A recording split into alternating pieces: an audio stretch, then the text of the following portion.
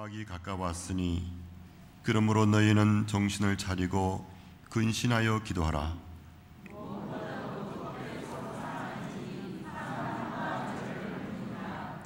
서로 대접하기를 원망 없이 하고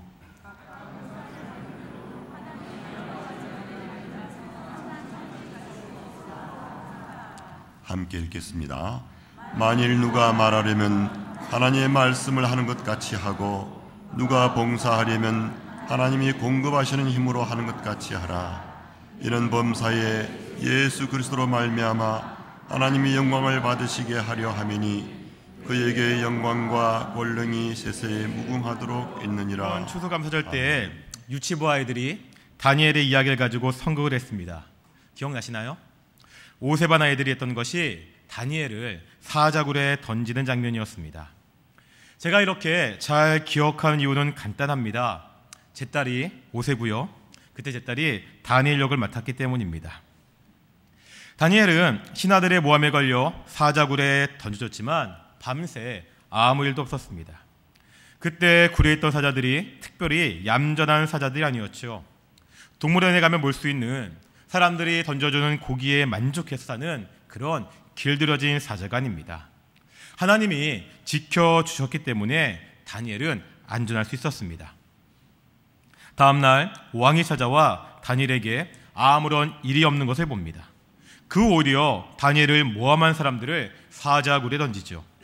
어떤 일이 벌어집니까?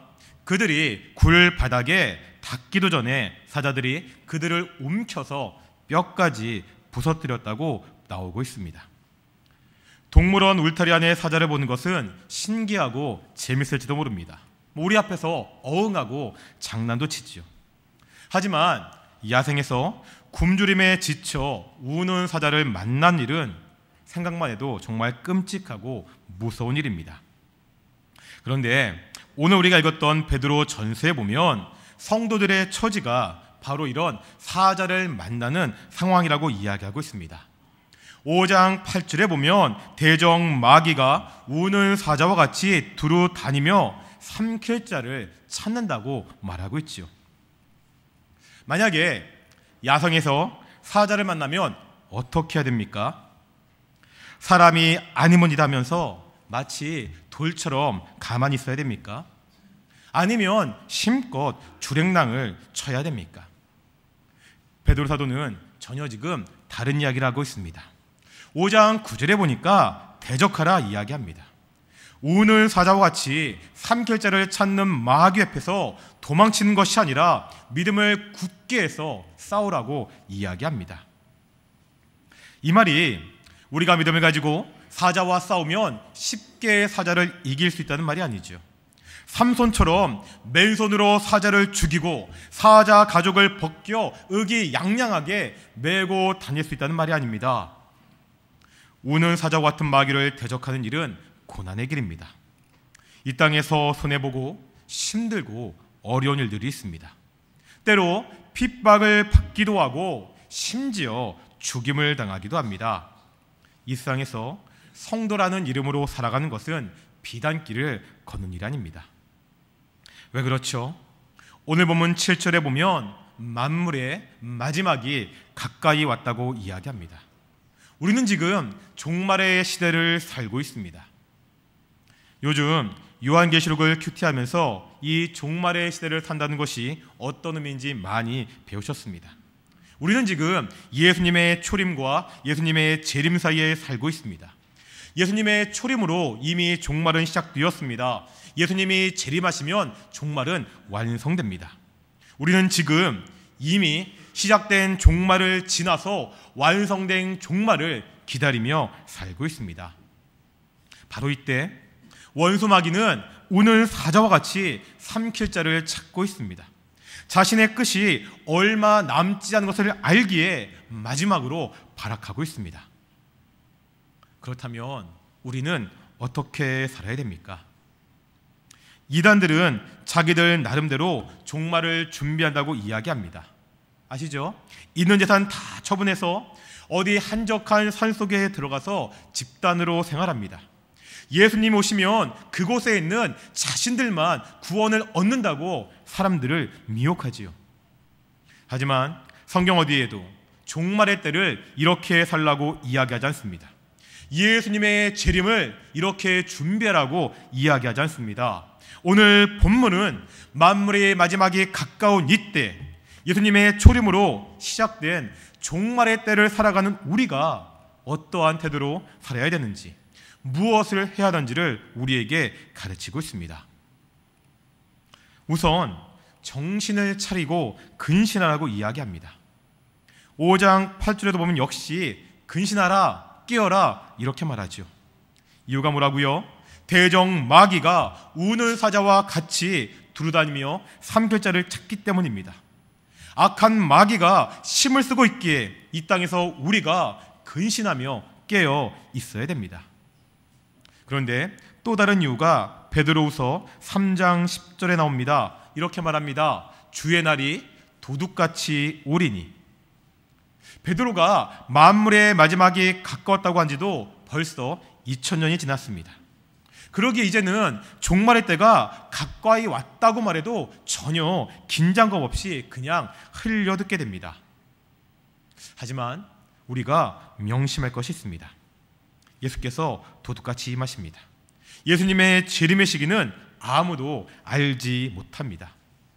언제인지 알지 못하기 때문에 주님의 재림은 언제나 우리 가까이에 있습니다.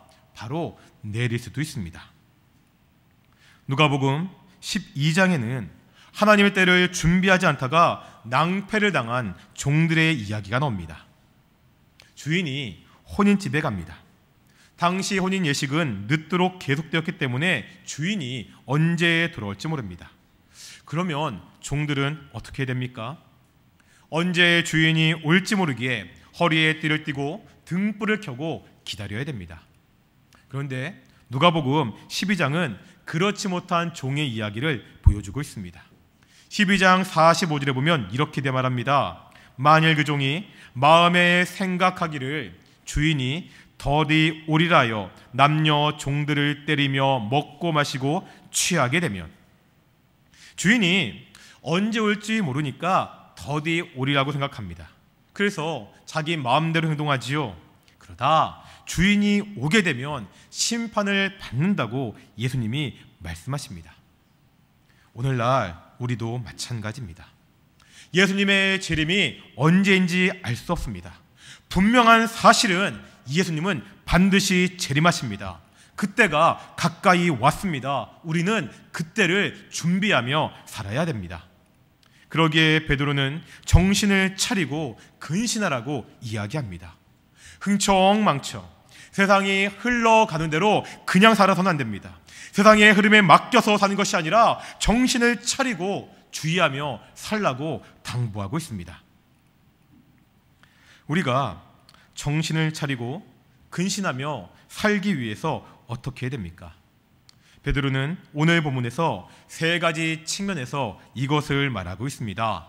첫 번째는 자기 자신에 관한 것입니다. 두 번째는 다른 사람과의 관계입니다. 세 번째는 교회의 공동체의 모습입니다. 먼저 7절 마지막에 보면 베드로는 기도하라고 말하고 있습니다. 우리가 올바른 기도 생활하는 것만이 깨어 근신할 수 있는 유일한 방법이라는 거지요. 예수님도 같은 맥락을 말씀을 하십니다. 누가복음 21장에 보면 예수님이 종말의 때를 설명하십니다. 그러면서 36절에서 이렇게 말씀하십니다. 이러므로 너희는 장차 올 이 모든 일을 능히 피하고 인자 앞에 서도록 항상 기도하며 깨어 있으라. 여기에도 보면 깨어 있는 것과 기도하는 것이 연결되어 있습니다. 왜 그렇습니까? 기도는 단순히 간구한 것이 아니기 때문입니다. 기도는 내가 필요한 것을 얻어내는 도구가 아닙니다. 담임 목사님께서 수요예배 때 요한복음을 강의하시면서 기도는 하나님과 같은 공간에 거하는 것이다, 이런 말씀을 하셨습니다. 기도는 하나님과의 만남입니다. 기도는 하나님과의 교제입니다. 기도하는 시간을 통하여 혼란한 이 세상에서 하나님의 온전한 뜻을 우리가 알아갈 수 있습니다. 기도하는 시간을 통해서 악한 이 땅에서 하나님의 뜻대로 살 수 있는 그 힘을 우리가 얻을 수 있습니다. 마가복음 9장 14절 이하에 보면 예수님께서 귀신 들린 아이를 치유하시는 장면이 나옵니다. 아시죠? 예수님이 변화산에서 내려오십니다. 이때 제자들이 무리에 둘러싸여 있습니다. 어려서부터 귀신 들린 아이 아버지가 제자들에게 왔지만 제자들은 속수무책이었습니다. 예수님이 이 모습을 보시고 귀신을 쫓아내십니다. 이리 있은 후 제자들이 예수님께 오지요. 자신들이 그 귀신을 쫓아내지 못한 이유를 예수님께 조용히 묻습니다. 제자들이 묻는 것은 이유가 있습니다. 제자들은 이미 6장에서 귀신을 쫓아낸 경험이 있기 때문입니다. 예수님께서 제자들을 둘씩 짝지어 전도 여행을 보내십니다. 6장 13절에 보면 그때 제자들이 많은 귀신들을 쫓아냈습니다. 이런 경험이 있는 제자들은 왜 지금은 귀신을 쫓아내지 못했는지 이해할 수가 없습니다. 제자들의 질문에 예수님은 이렇게 대답하십니다. 기도 외에는 다른 것으로 이런 종류가 나갈 수 없느니라. 로이드 존스 목사님의 책 부흥에 보면 여기에서 이런 종류라는 말에 주의를 기울입니다. NIV 영어 성경의 번역을 보면 좀 더 명확합니다. 이런 종류는 오직 기도에 의해서만 나갈 수 있다. 지금 제자들이 상대했던 그 귀신은 그동안 상대했던 귀신과는 다른 종류입니다. 차원이 다릅니다. 제자들의 힘으로 도저히 감당할 수 없습니다. 제자들의 능력 바뀝니다. 어떻게요? 오직 기도로만 가능합니다. 오직 기도만 이 강력한 귀신을 쫓아낼 수 있습니다. 만물의 마지막이 가까워오고 있습니다. 대적 마귀는 우는 사자와 같이 두루 다니며 삼킬 자를 찾고 있습니다. 이러한 때에 우리가 어떻게 우리의 신앙을 지키며 살 수 있습니까? 베드로는 기도가, 오직 기도가 유일한 답이라고 우리에게 가르치고 있습니다. 이제 8절과 9절에 보면 다른 사람과의 관계에 대해서 이야기합니다. 종말의 때를 살아가는 성도들은 다른 사람들을 어떻게 대하며 살아야 됩니까? 딱 한마디로 정리하지요. 뭡니까? 서로 사랑하라. 만물의 마지막이 가까웠습니다. 이런 상황에서 우리에게 필요한 삶의 태도는 무엇입니까? 사랑입니다. 대적 마귀가 우는 사자와 같이 삼킬 자를 찾고 있습니다. 이럴 때 우리에게 필요한 것이 뭡니까? 서로 사랑하는 것입니다. 좀 한가하게 느껴지기도 하죠. 이제 정말 막판인데 적이 바로 코앞에 있는데 서로 사랑해라 이런 말은 별로 와닿지 않을 수 있습니다. 하지만 급박하고 힘든 상황이기에 서로 사랑하는 것이 더욱 필요합니다. 이 악한 세상을 결코 혼자 이길 수 없습니다. 대적 마귀와 결코 혼자 싸울 수 없습니다. 함께하는 사람이 있어야 됩니다. 서로 사랑해야 우리가 이길 수 있습니까? 이 사랑은 어떤 사랑입니까? 8절을 원어로 보면 우리말에는 잘 번역이 되어 있지 않지만 중간에 왜냐하면 이런 접속사가 있습니다. 이렇게 됩니다. 서로 사랑하라. 왜냐하면 사랑은 허다한 죄를 덮는다. 오늘 본문에서 말하는 사랑은 그냥 감정적인 것이 아닙니다. 좋은 감정을 가지고 사람을 바라보는 것 이 정도가 아니라는 거죠. 좀 더 적극적인 행동입니다. 상대방의 잘못을 덮어주고 감싸주는 사랑을 이야기합니다. 누군가를 사랑한다면 그 사람의 허물을 쉽게 용서할 수 있습니다. 그 사람의 잘못을 덮어줄 수 있습니다. 이걸 거꾸로 말해보겠습니다. 어떻게 하는 것이 다른 사람을 사랑하는 겁니까? 어떤 사람이 사랑이 많은 사람입니까? 다른 사람을 용서할 수 있어야 진짜로 사랑하는 사람입니다. 다른 사람의 허물을 덮어주고 가려주는 사람이 진짜 사랑하는 사람입니다. 교회 안에서 사랑을 많이 이야기하죠. 한 몸의 지체이기에 서로 사랑해야 한다고 이야기합니다. 그렇다면 우리 가운데 서로 용서하는 모습이 나타나야 됩니다. 서로의 잘못과 허물을 드러내고 상처내는 것이 아니라 덮어주고 감싸주는 모습이 우리 가운데 있어야 됩니다. 이것이 서로 사랑하는 공동체의 모습입니다. 그래서 베드로 사도는 서로 사랑하는데 어떻게 사랑하라고요? 뜨겁게 사랑하라고 이야기합니다.